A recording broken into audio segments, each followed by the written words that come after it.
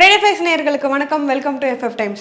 நாம் இன்னைக்கு ஃபர்ஸ்ட்டாக பார்க்க போகிற அப்டேட் என்ன அப்படின்னா, ராஜமௌலி அடுத்து அவங்க வந்து என்ன படம் பண்ண போகிறாங்க அப்படிங்கிற மாதிரியான அப்டேட்ஸ் தான். ஸோ வந்து இது அஃபிஷியல் கிடையாது, பட் அன்அஃபிஷியலாக வந்து இந்த மாதிரிலாம் இருந்தால் நல்லாயிருக்கும்ப்பா அப்படிங்கிற மாதிரியான டாக்ஸ் போயிட்டுருக்கோம் இல்லையா, அதை பற்றி தான் நீங்கள் நம்ம பார்க்க போகிறோம். ஸோ ராஜமௌலி ஏற்கனவே வந்து பாகுபலி அப்படிங்கிற ஒரு மிகப்பெரிய ஹிட்டை கொடுத்தாங்க அப்படிங்கிறது நம்ம எல்லாருக்குமே தெரியும். ஸோ அதே மாதிரி மகாபாரத கதையை இவர் எடுத்தால் எப்படி இருக்கும் அப்படிங்கிற மாதிரியான விஷயங்கள்லாம் வந்து இப்போது சினிமா வட்டாரங்களில் பேசப்பட்டு இருக்கு. ஸோ வந்து இதுக்கான பட்ஜெட் கிட்டத்தட்ட வந்து 1000 கோடி கிட்ட இருக்கும் அப்படிங்கிற மாதிரி விஷயங்கள்லாம் பேசப்பட்டு இருக்கு. அது இல்லாமல் இந்த மகாபாரத கேரக்டர்ஸ்லையுமே வந்து இவங்கெல்லாம் நடிச்சா நல்லா இருக்கும்பா அப்படிங்கிற மாதிரியான விஷயங்கள்லாம் பேசப்பட்டு இருக்கு.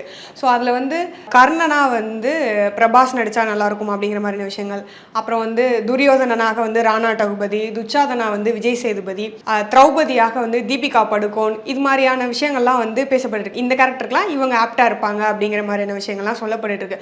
ஸோ ஆல்ரெடி நம்ம வந்து மகாபாரத கதை ஓரளவுக்கு எல்லாருமே டிவியில் நிறைய பார்த்துருப்போம். ஸோ ஆல் ஓவர் இந்தியாலையுமே வந்து இந்த மகாபாரதத்துக்கும் அந்த மகாபாரதத்தில் சொல்லப்பட்ட கதாபாத்திரங்களுக்கும் நிறைய ஃபேன்ஸ் இருக்காங்க. கிருஷ்ணர், சகுனி அப்படின்னு சொல்லிட்டு எல்லாருக்குமே. ஸோ நம்ம சைடில் வந்து இந்த மகாபாரதம் கதைக்கு வந்து ரொம்ப பெரிய ஃபேன்ஸ் எந்த சேனலில் ஓடுறவங்களுக்கு இருக்கும்னா, மேக்ஸிமம் வந்து விஜய் டிவியில் பார்த்துற எல்லாருக்குமே வந்து அந்த சகுனி கேரக்டர், கிருஷ்ணன் கேரக்டர், இவங்களோட வாய்ஸ், இது ரெண்டுமே பிடிக்காதவங்க யாருமே இருக்க மாட்டாங்க. ஸோ அந்த கிருஷ்ணர் வர டைம்லலாம் ரொம்ப மைல்டான ஒரு மியூசிக்கு, அப்புறம் அந்த கிருஷ்ணன் பேசக்கூடிய வசனங்களாக இருக்கட்டும், இதெல்லாமே எல்லாருக்கும் பிடிச்சதாக இருக்கும். இந்த பக்கம் பார்த்தோம்னா சகுனி, அவங்களோட வாய்ஸ், அவர் வச்சிருக்கிற அந்த கன்னிங்னஸ்லாம் அப்படியே அந்த வாய்ஸ்லேயே தெரிகிற மாதிரியான ஒரு விஷயங்கள்லாம் வந்து விஜய் டிவி சீரியல்ஸை நம்ம பார்த்துருப்போம். ஸோ ஆல்ரெடியே இது மாதிரி நிறைய வரவேற்பு வந்து இந்த மகாபாரத கதைக்கும் அதில் இருக்கக்கூடிய கதாபாத்திரங்களுக்கும் இருக்கிறதுனால இந்த படமும் வந்து எந்த அளவுக்கு பெஸ்ட்டாக வரப்போகுது, நடிகர்கள்லாம் வந்து பெஸ்ட்டாக கொடுக்க போகிறாங்க அப்படிங்கிற மாதிரியான விஷயங்கள்லாம் வந்து இப்போவே பேசிகிட்டு இருக்காங்க. நான் சொன்ன கேரக்டர்ஸுக்கெல்லாம் இந்த ஆக்டர்ஸ்லாம் ஃபிட் ஆவாங்கப்பா அப்படிங்கிற மாதிரியான விஷயங்கள்லாம் பேசப்பட்டு இருக்கு. கர்ணனுக்கு பிரபாஸ்னு நான் சொன்னேன் இல்லையா, அதே மாதிரி கர்ணனுக்கு இல்லை பிரபாஸ் இல்லாமல் இவங்க போட்டால் நல்லாயிருக்கும், துரியோதனனுக்கு வந்து ராணா டகுபதிக்கு பதிலாக வேற ஒருத்தவங்க இருந்தால் நல்லாயிருக்கும்னு சொல்லிட்டு ஒவ்வொருத்தருமே வந்து இந்த கதாபாத்திரத்துக்கு இவங்க செட் ஆவாங்க அப்படிங்கிற மாதிரியான விஷயங்கள்லாம் பேசிட்டு இருக்காங்க. பாகுபலி மாதிரி ஒரு மிகப்பெரிய ஹிட் கொடுத்த ராஜமௌலி இந்த மகாபாரத கதையை எடுத்தாங்க அப்படின்னா அது எந்த அளவுக்கு மக்கள்கிட்ட ரீச் ஆகுது அப்படிங்கிறத பொறுத்திருந்து பார்க்கலாம். அடுத்ததான் நம்ம பார்க்க போகிற அப்டேட் என்னன்னா, நம்ம இப்போதான மகாபாரதம் பார்த்தோம். ஸோ அடுத்து வந்து ராமாயணம் பற்றி நம்ம பார்க்கலாம். ராமாயணம், இந்த ராமாயணத்தை வந்து நிதிஷ் திவாரி அவங்க தான் வந்து கதையாக வந்து எடுக்க போகிறாங்க. அவங்க தான் இந்த படத்துக்கு டைரக்டர். ஸோ இந்த படத்தில் வந்து யார் யார் என்னென்ன ரோலில் நடிக்க போகிறாங்க அப்படிங்கிற நம்ம ஆல்ரெடி தெரிஞ்சிருக்கும். இதில் வந்து மெயின் வில்லனாக இருக்கக்கூடிய அந்த ராவணன் கேரக்டரில் நடிகர் யாஷ் நடிக்கிறாங்க அப்படிங்கிறது நம்ம எல்லாருக்குமே தெரியும். ஸோ இந்த படத்துக்கு இவர் வந்து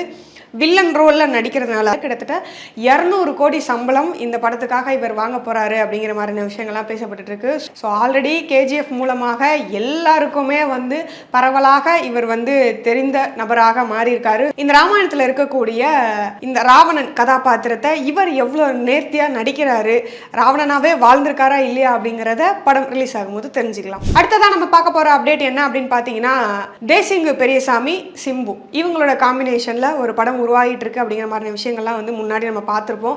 பட் வந்து இப்போது அது வந்து துரதிருஷ்டவசமாக அந்த படம் வந்து கைவிடப்பட்டிருக்கு. அது என்ன காரணங்கள் அப்படின்னு பார்த்தீங்க அப்படின்னா, இந்த படம் வந்து கிட்டத்தட்ட ஒரு 200 கோடி செலவாகும் அப்படிங்கிற மாதிரியான விஷயங்கள் வந்து இயக்குனர் தரப்பிலிருந்து ராஜ்கமல் ப்ரொடக்ஷன் கமல் கிட்ட வந்து போய் சொல்லியிருக்காங்க.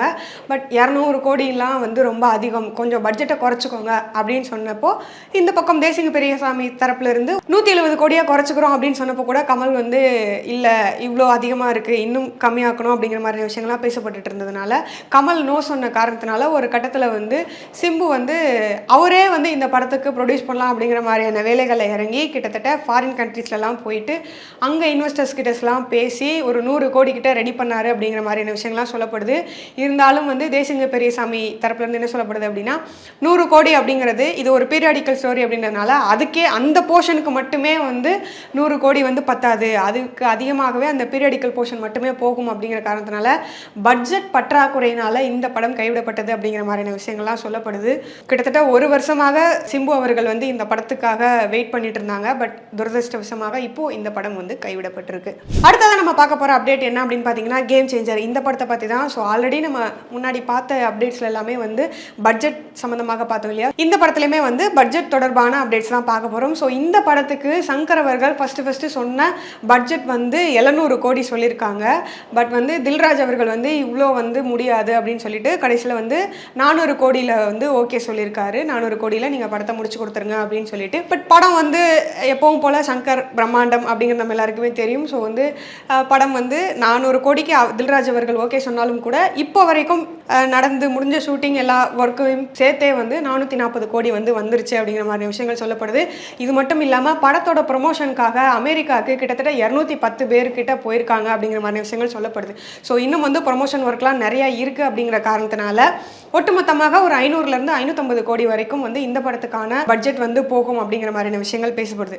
ஸோ சங்கர் வந்து கேட்டது 700 கோடி. சங்கரோட படங்கள் இதுக்கு முன்னாடி வந்து எல்லா படங்களுமே நமக்கு தெரியும் பிரம்மாண்டம் அப்படிங்கிறதுனா வந்து சங்கர்னாலே பிரம்மாண்டம் தான்ப்பா அப்படிங்கிற மாதிரியான விஷயங்கள். பட் இப்போ டெக்னாலஜி எல்லாம் இம்ப்ரூவ் ஆகி எல்லாருமே வந்து கிட்டத்தட்ட அதே மாதிரியான படங்கள் எடுக்க ஆரம்பிச்சதுனால லாஸ்ட்டாக வந்து சங்கரனுடைய இந்தியன் 2 படம், இந்த படம் வந்து சங்கரை நம்பி மற்ற நபர்கள் வந்து படம் பண்ணுறதுக்கான ஒரு நம்பிக்கையை வந்து கெடுத்தது அப்படிங்கிற மாதிரியான விஷயங்களை சொல்லலாம். ஸோ அந்த படம் மிகப்பெரிய லாஸில் வந்து கொண்டு போய் விட்டதுனால இப்போது சங்கரை நம்பி வந்து ப்ரொடியூசர்ஸ் வந்து காசு கொடுக்கறதுக்காக யோசிக்கிறாங்க அப்படிங்கிற மாதிரியான விஷயங்கள்லாம் வந்து பேசப்படுது.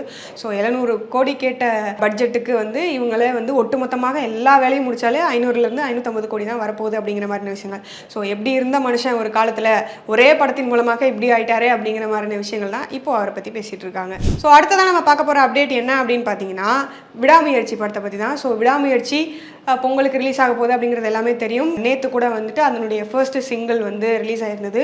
ஸோ ரிலீஸ் ஆகி 3 மணி நேரத்துக்குள்ளேயே வந்து 1 மில்லியன் ப்ளஸ் வியூஸை வந்து கடந்திருக்கு அப்படிங்கிற மாதிரியான விஷயங்கள்லாம் அப்டேட்ஸாக வந்திருக்கு. ஸோ அதுக்கப்புறமாக இந்த படத்துக்கு வந்து ப்ரீ புக்கிங், ஸோ ஃபாரின் கண்ட்ரீஸ்லாம் ப்ரீ புக்கிங் பண்ணுவாங்க இல்லையா, அதில் மட்டுமே கிட்டத்தட்ட 22 லட்சம் வந்து இப்போ வரைக்கும் வந்து வசூல் பெற்றிருக்கு அப்படிங்கிற மாதிரியான விஷயங்கள்லாம் சொல்லப்படுது. ஸோ அது மட்டும் இல்லாமல் இன்னும் கொஞ்ச நாள் தான் இருக்குது படம் ரிலீஸுக்கு அப்படிங்கிறதுனால இன்னும் எவ்வளவு அதிகமாக இந்த படம் வந்து வசூல் சாதனை எட்ட போகுது அப்படிங்கிறத பொறுத்திருந்து பார்க்கலாம். அது மட்டும் இல்லாமல் ரொம்ப நாளுக்கு அப்புறம் வந்து அஜித்தினுடைய படம் வந்து தியேட்டரில் ரிலீஸ் ஆக போகுது அப்படிங்கிறதுனால அஜித் ரசிகர்களுக்கு கண்டிப்பாக ஒரு மிகப்பெரிய ட்ரீட்டாக இருக்கும். எந்த அளவுக்கு வசூல்லையும் இது மிகப்பெரிய ஹிட் ஆகுது அப்படிங்கிறத தொடர்ந்து பொறுத்திருந்து பார்க்கலாம். இதே மாதிரி இன்னும் நிறைய சினிமா தொடர்பான அப்டேட்ஸை பார்க்கறதுக்காக தொடர்ந்து stay tune with Friday facts.